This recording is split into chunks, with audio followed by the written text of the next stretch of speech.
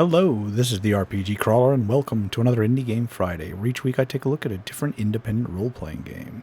This week I'm taking a look at Druidstone The Secret of the Menhir Forest. Developed and published by Control-Alt-Ninja, it was released on Steam back on May 2019. Druidstone is a tactical/strategic RPG with a fair amount of puzzle solving involved, basically providing mission-based combat or puzzle scenarios on an overworld map, which you can then play or replay to your heart's content. Doing so allows you to earn experience, gold, and gems that can be used to upgrade your character's skills and gear. In terms of plot, the game starts in a vast druid-ruled forest, being overrun with mystical cysts that spawn unnatural creatures. The daughter of the archdruid and a little red-robed caster awaken a warrior from a cocoon, the Warden. After facing some initial trouble with some unnatural monster-summoning cysts, they go on to discover that the druid circle itself has been attacked in their absence. The group then sets forth to recover the archdruid and clear the forested valley one mission at a time. Gameplay generally consists of undertaking a series of combat or puzzle-based scenarios, each one set in its own map, with a mix of main goals and bonus goals. Accomplishing bonus goals can be granted additional gold and gems, which can be used to improve your various skills. Within the game, each character has a precious few statistics and abilities. There's health, represented by hearts, armor that reduces the damage you take, speed that governs how far you can move, and damage that represents the damage that you do. These are affected by both equipment and skill cards.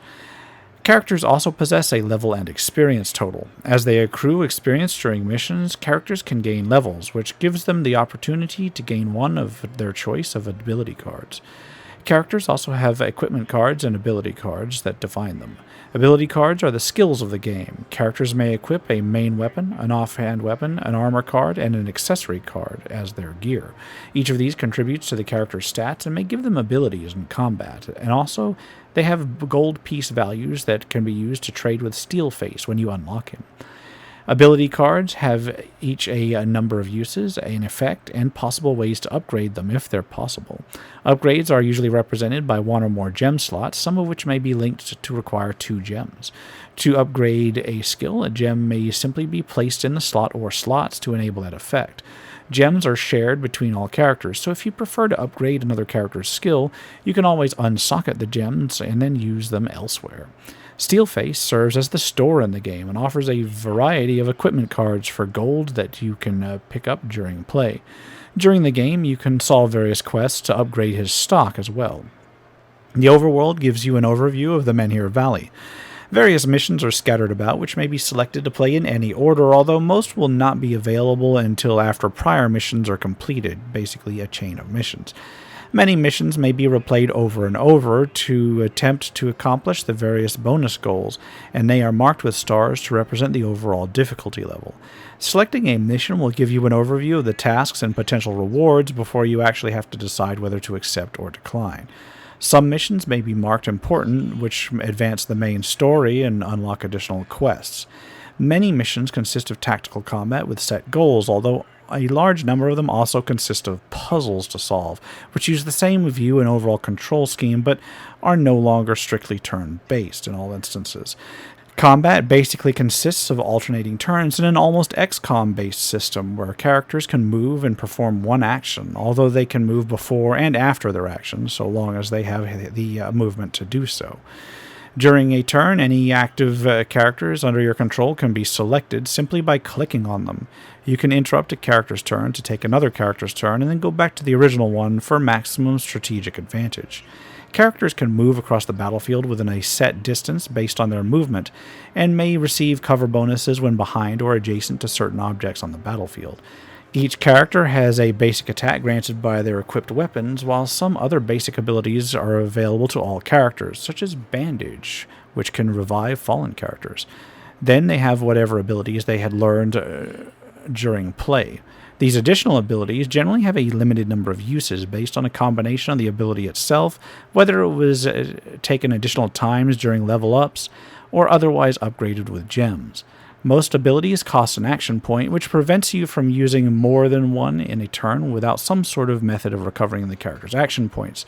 although some few items or some few skills, such as focus, are actually free actions that can be used regardless, and then additional skills can be used after them. During combat, killing certain enemies may drop crystals that have a few different effects. For instance, some may restore 1 heart, or some may restore an action point to the character so they can take another action that turn. These may be picked up by the enemies as well, so leaving them uncollected on the battlefield can result in a serious disadvantage.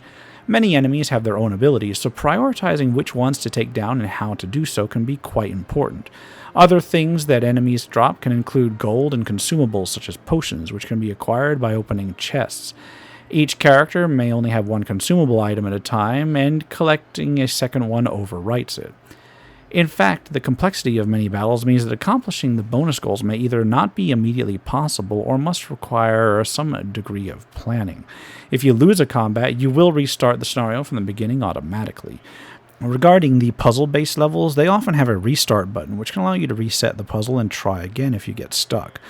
Both sorts of maps have occasional things beyond treasure chests and enemies, including books that will restore some use of your abilities, sarcophagi and other containers to search for quest items, and so on. In terms of graphics and sound, Druidstone is actually quite solid. It was developed by 2 of the co-creators of the Legend of Grimrock dungeon crawling series. Although the graphics are a little bit more on the cartoonish style than that series, they share the same overall level of quality and attention to detail, with the landscape of Menhir Valley truly representing a colorful, mystical forest. I can only say that the individual maps make it quite a bit more difficult to determine where certain treasure chests are as a result, but that's actually okay. The interface is solid, pretty typical for this sort of tactical-based RPG, and the sound and music is actually very good. Indeed, I'd say that the soundtrack is one of the best parts of the game. I do have a mild criticism of the combat, and that mostly has to do with the reinforcement mechanism. Many of the combats begin to spawn reinforcements every few rounds, so long as the main goal remains unaccomplished, and that can quickly result in difficulty spiraling upward, especially if you have to do something besides killing them as fast as they appear.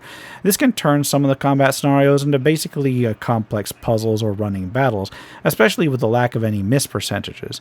Attacks always do the same amount of damage, they always hit, and they're always reduced by armor in the same manner, so it really does become a very predictable strategic puzzle rather than relying on any randomization.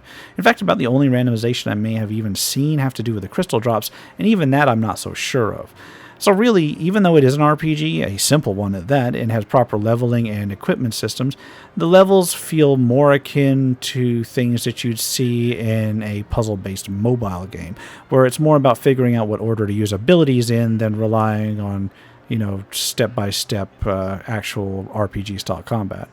This may not appeal to everyone, although I found that particularly, I found that perfectly acceptable from my point of view. As a fan of the Grimrock series, I had some expectations over Druidstone when it was initially announced, although it's taken me this long to finally actually get the game and check it out. Overall, Druidstone is a very different game, feeling far more casual and far more focused on 2D problem solving. The setting is whimsical, and this is reflected in some of the casual tone of the writing. Overall, I have to say that it is not a bad game at all, but it does have to be approached from a casual puzzle/tactical RPG sort of basis and not anything super hardcore. So long as your expectations are adjusted accordingly, it's actually a pretty solid little game, although I for one would suggest looking for it on sale unless you really enjoy this sort of light tactical system, in which case it's, I'd say it's well worth the entry cost if you're a real fan of the genre.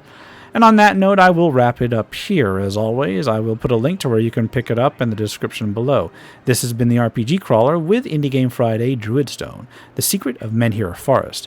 If you like what you've seen, remember to leave a like, comment if you got any feedback, and subscribe for more RPG content, both tabletop and computer. Until next time, take care and goodbye. And if you're still watching this far, I'd like to take a moment to thank those who have supported this channel via Patreon or direct donations throughout the years, without which this channel could not have lasted as long as it has. For those who are feeling particularly generous, you can still support my work through Patreon and now through Subscribestar as well, through the links in the description below.